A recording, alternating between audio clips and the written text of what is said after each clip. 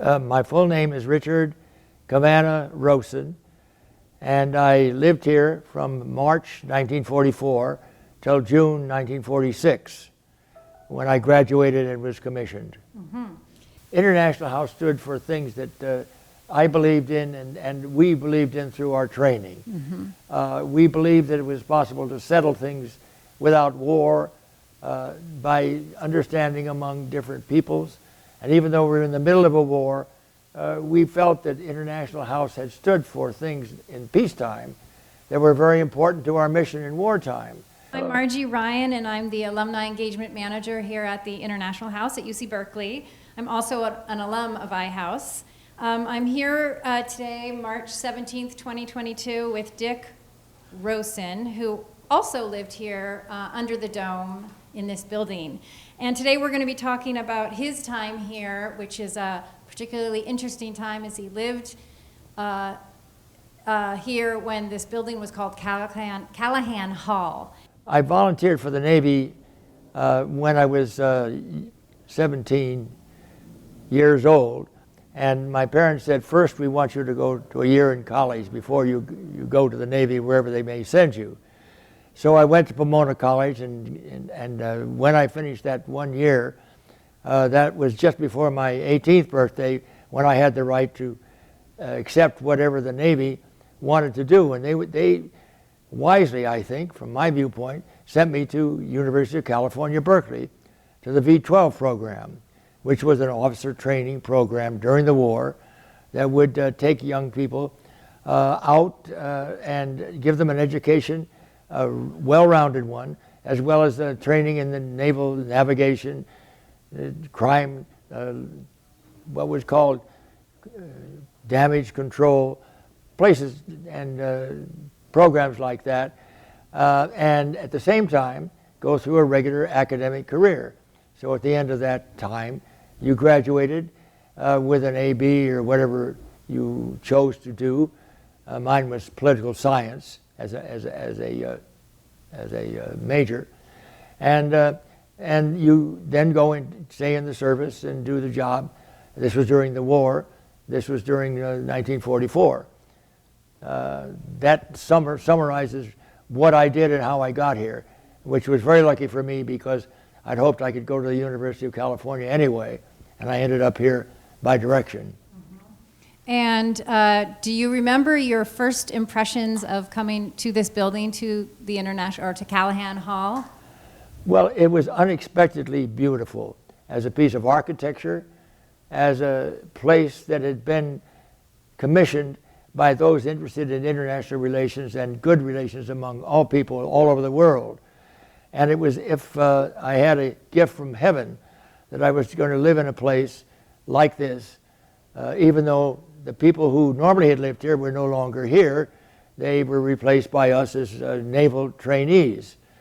And my impression of it was because of its beauty and its livability and its history.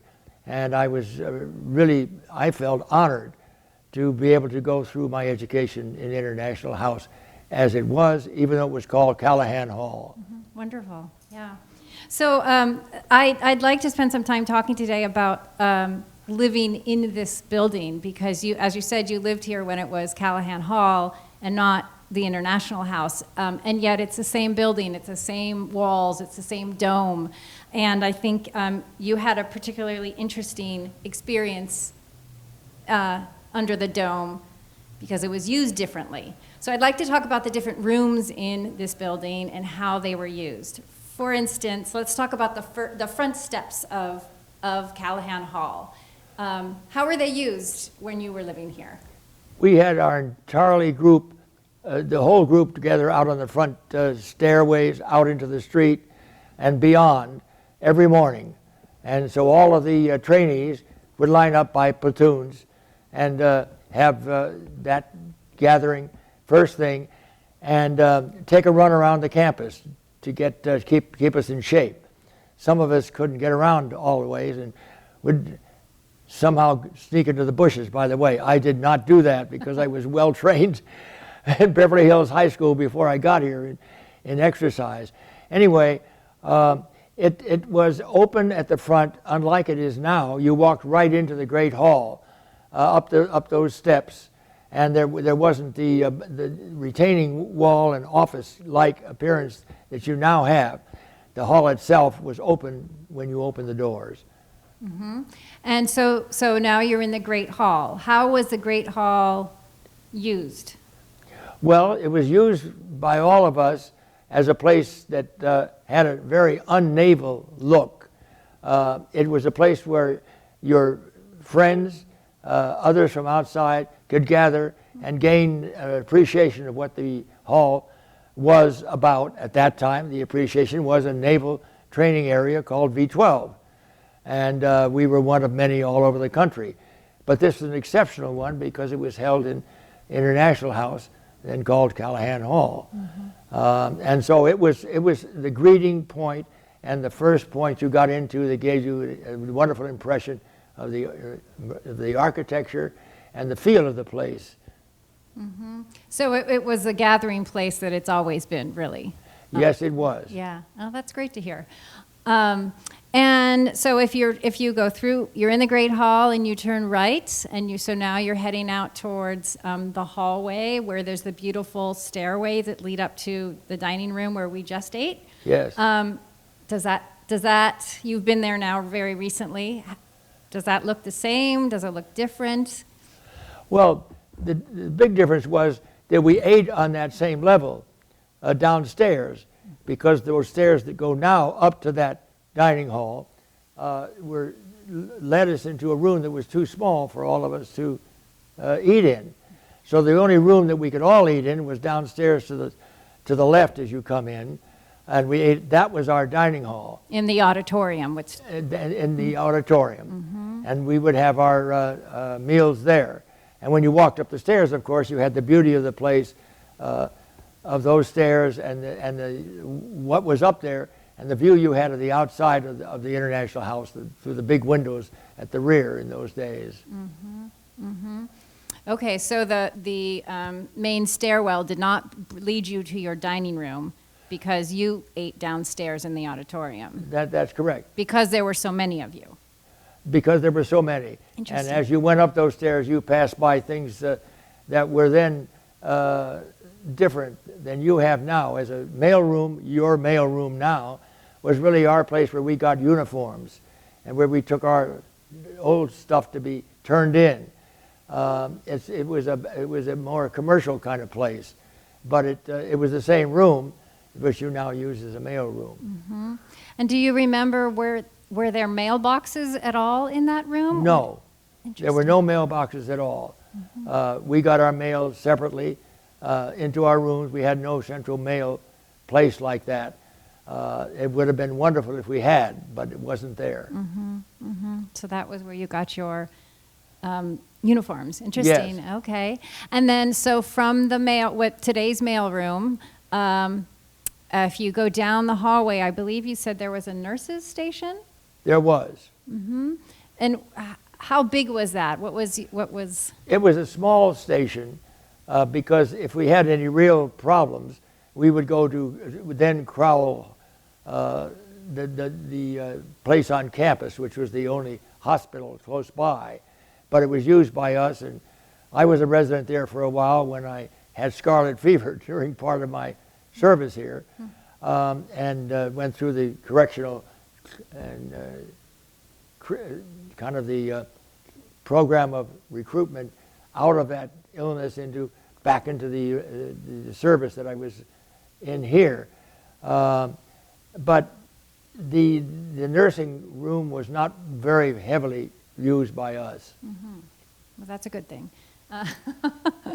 And I understand, so if you were to then, from the nurse's station, head there, I don't know if you can remember this, but there's another door that leads to, essentially to stairwells and an elevator that goes up to the residents' rooms.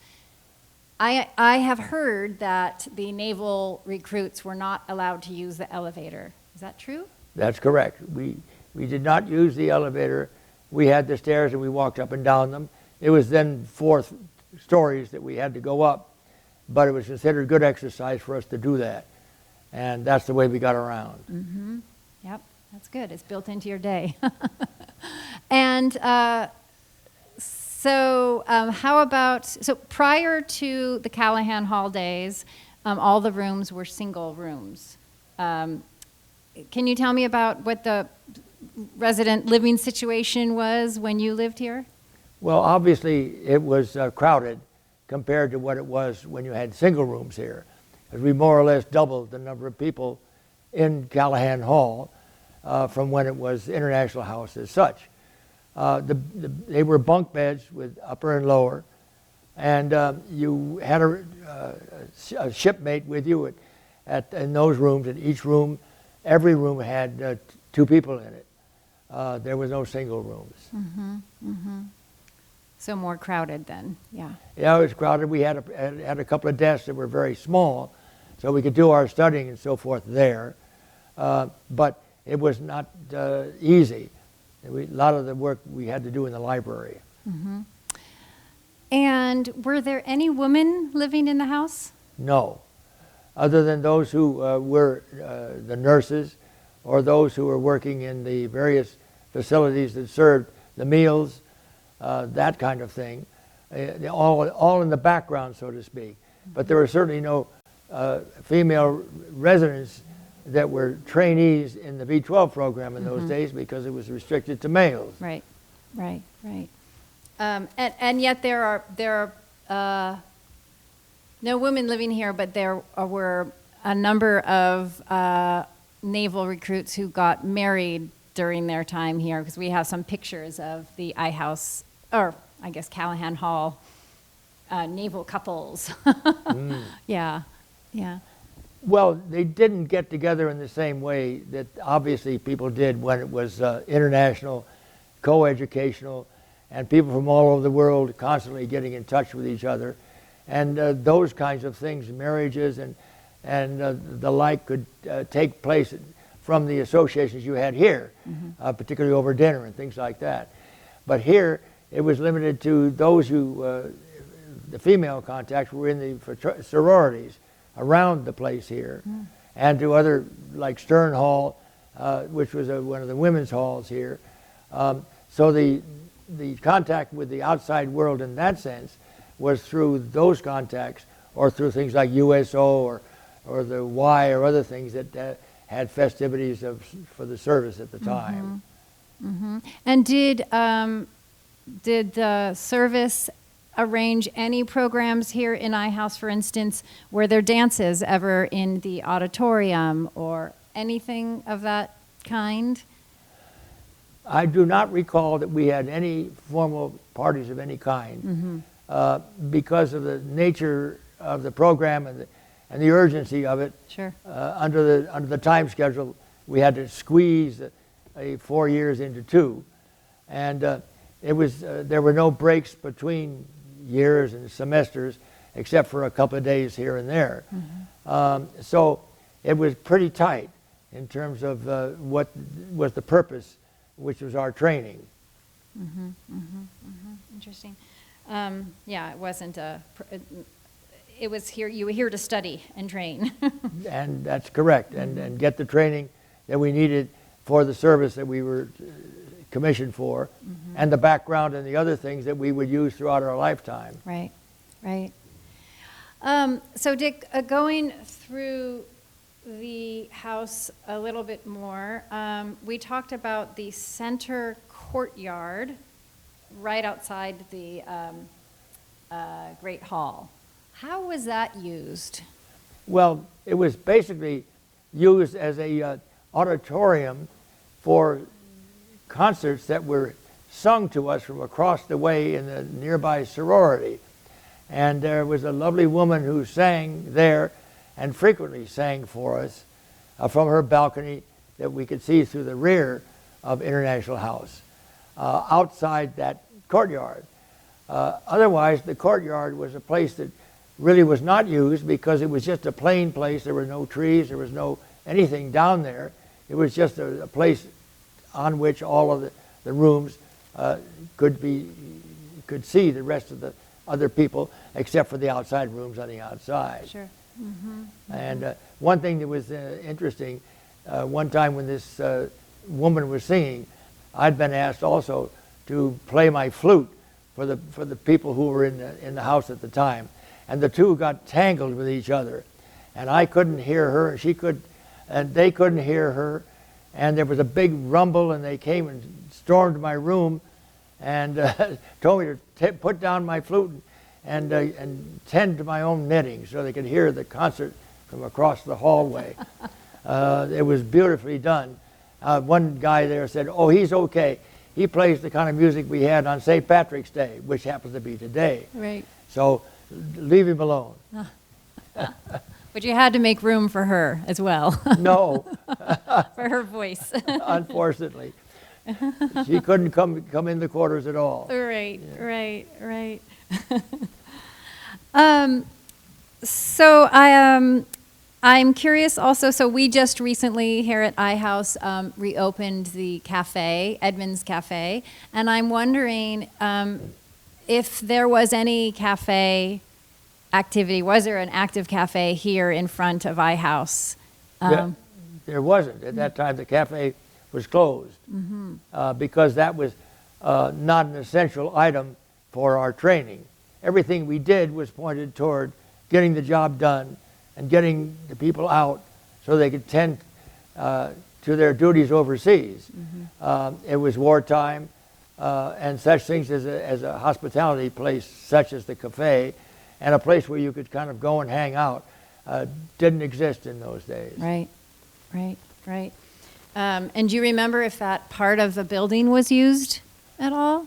Well, it was in the part where we, of course, went for our mess hall, as I remember it, on the same level as the cafe. I don't remember anything where the cafe is being used because, for the reasons I quoted, we didn't want these kinds of things that were recreational, out of season, out of time, out of schedule. And so there was just, to my knowledge, I just have no memory whatsoever anything beyond the mess hall, which was almost adjacent to the where the cafe used to be. Right. And did you have, actually, let me go back up. Can you tell me just a day in the life of a Navy recruit?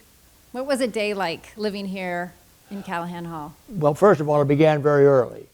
And it was a 6 o'clock up and at 'em and getting dressed, and a few minutes getting downstairs for muster, out front, then coming for breakfast, doing the running around the campus that I spoke about for our good health, going to our classes, which were held all over the campus, and arranging for that according to schedule. A lot of them in naval studies as well as other studies. And it was coming back for lunch and dinner, of course, here. It left some time for you to use the library, the library on campus, and which we did heavily because that was a good place to work and study, and it was used all the time. And you had a particularly privilege, by the way, if you had a B average, you could stay in that library past the time that they closed up the hall, and you had to be back in your room. And there, you could stay until 10 o'clock. And if you made it back by 10 o'clock, you were okay. But if you didn't have the grades, you couldn't go to the library and do those sorts of things. Mm-hmm. And speaking of returning to iHouse, I think you told me that there was someone on watch? Yes, and the someones on watch were those who were the students. I had a responsibility to stand watch like anyone else, and they were the regular watch times that you would do aboard ship in accordance with the same time schedule as you do at sea. And you would be guarding the doors in the rear of the building against anybody trying to come through late and try and convince you, please let me in. I meant to be back sooner. Well, I couldn't. and so I didn't make friends by standing on watch. But the watch crews were all the students who had to stay by the rules themselves and keep latecomers out to the front where they had to report for late duty. Mm-hmm. And so was 10 p.m. when everyone had to be back in the building? Correct. Mm-hmm. Correct. Mm-hmm. Mm-hmm. And did you have to stand watch through the night? Were the shifts? Yes, you did.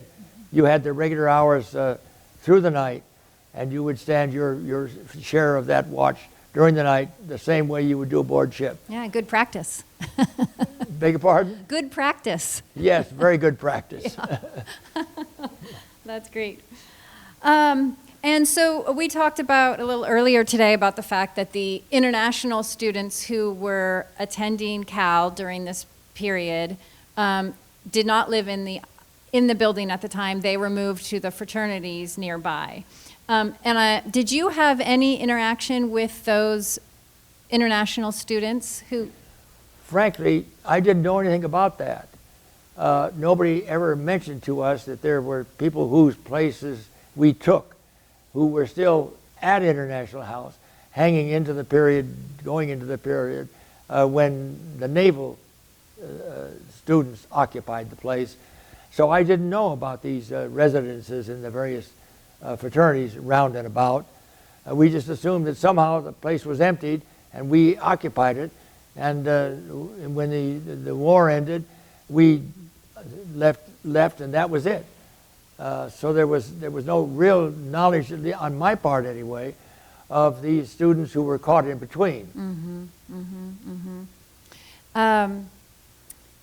Yeah, so that's interesting. So and you lived here, and you consider yourself an alumni of International House. In the sense that International House stood for things that I believed in and we believed in through our training. Mm-hmm. We believed that it was possible to settle things without war by understanding among different peoples. And even though we're in the middle of a war, we felt that International House had stood for things in peacetime that were very important to our mission in wartime. And therefore we had a certain pride, even though we didn't live in International House as such and enjoy the intercommunication and connection with people from all over the world. We were all trainees, American style, here. It was a mark of distinction to us to have lived here during that time and to occupy the premises of such a lovely place. And we did learn about International House while we were here, when it was created and some reasons why, and the international nature of it, all of those things. So we felt honored as a group to have the residence open to us at a time when there was really no other place on campus where we could have carried on as well our studies as we could here. Mm-hmm. Mm-hmm. Yeah, it is a special place. The building itself is alive, I would say. Well, absolutely. With that spirit. As I said, when I first came, you caught that spirit right away. Mm-hmm. And it was certainly carried over, even though we didn't have the same chance to live with others that the students did who came before us and after us when it was called International House, quite properly so. Right. And Dick, you've told me that living here really had an impact on your life and the direction that you chose to take with your professional life. Can you tell me a little bit about that? Well, the fact that I was living in a place that was on the Berkeley campus, which was oriented toward international living as a whole, because the students and the faculty and the graduate students, everybody else came from all over the world, from all different countries. Now that was less active, obviously, during the war, and the whole Asian community was cut off from us, so to speak, except those who were fortunate enough to be here. And some of that did hang over. But the real impact was that you knew you were in a building that stood for the things that were devoted to good international living of the kind which I later found out were based upon principles of humanity as well as the relations among people, and that national relations and international relations and all of the problems therefrom had to grow from a community as large as a global community. And those ideas were somehow carried over in the work that we did here, particularly when you were in political science. Mm-hmm. Mm-hmm. Right. And you had a pretty interesting experience after the war, shortly after the war in Japan. Yes, it was sort of ironic. After serving a wonderful in a wonderful institution, Berkeley, and serving in V12, and getting an education free of charge, and getting a degree and getting a commission, at the end of which, because of the time frame, we didn't graduate from until after the war, June of '46, when the class of '47 that I was in officially was supposed to graduate. The war was over, and it was kind of strange to have people come and say, "Well, thank you for your service," and I always wanted to say, "Well, thank you for an education that I never would have been able to pay for unless there were some kind of government participation." This program offered that. And I further said, I'd like to stay in and see for an extra year if what I've learned here will work in practice. I'd like to stay in the service for another year. They said, okay, if you want to do that, you're not obligated. You served during the war. You can serve afterwards if you wish. And that's what I did. Mm-hmm. Mm-hmm. And you had an interesting encounter. Was it in Tokyo or? Yes, that's a very interesting story in itself. I suggested I go into a ship that would travel around the world, and I asked for a tanker, an oil tanker. The captain here said, "Rowson, I can get you on an aircraft carrier or a battleship or a cruiser. You want a tanker?" And I said, "Yes, I do, because tankers travel a lot, which I want to do, and sail the 7 seas, so to speak. And when they stop, you stop long enough to know where you are and to serve well and have good liberty, if you will." Well, I came after crossing the Pacific, and it took a little while to do that because it was after the war, all things were coming the other way rather than coming from. When I got there, the ship that I had been commissioned to sail in had left, and I was therefore placed on shore duty until the ship returned from the Middle East, from the Persian Gulf, picking up oil and coming back. And I took the time which I had to go up to Tokyo. And Tokyo was a city which we all knew had been devastated by B-29 fire bombings. And allegedly the whole city had burned to the ground, except for one small place in the middle where the palace was and a few other places were located. I went all through the city on this one thing that did remain standing, which was an overhead railroad train. And I saw that everywhere you went, everything was burned out. It was absolutely devastated, flattened. And I was standing on the railroad station platform after coming back from this tour and looking out with amazement at what I had just seen. And this elderly gentleman, a Japanese, dressed in Japanese style, came up to me and bowed and said, "You're an officer in the U.S. Navy. You must have gone to school somewhere, to college, to university." I said, "Yes, I did." And he said, "Which one did you attend?" And I said, "I attended at the University of California at Berkeley." He stood up straight and he said, "Well, so did I. I'm very proud of it." And he turned to me again and said, "By any chance, could you do a favor for me?" I said, "Of course."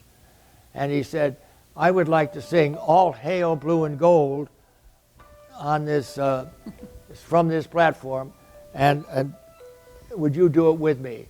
And I said, "Most certainly."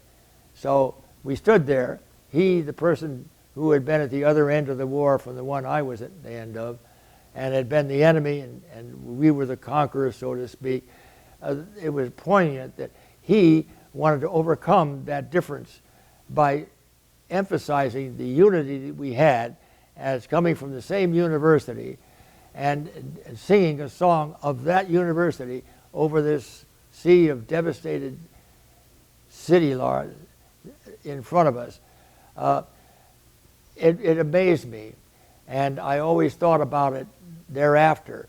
He incidentally sang all 3 verses. He knew all 3 verses of All Hail, Blue and Gold, our alma mater. And we parted.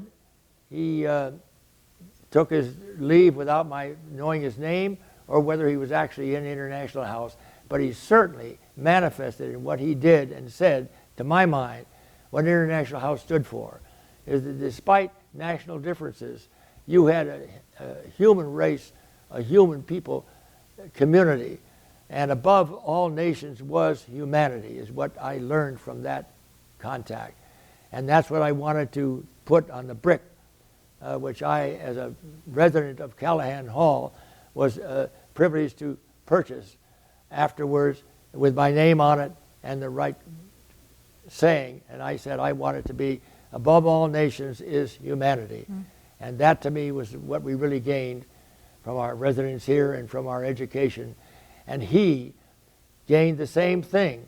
He was a student here too, and he never forgot what it meant.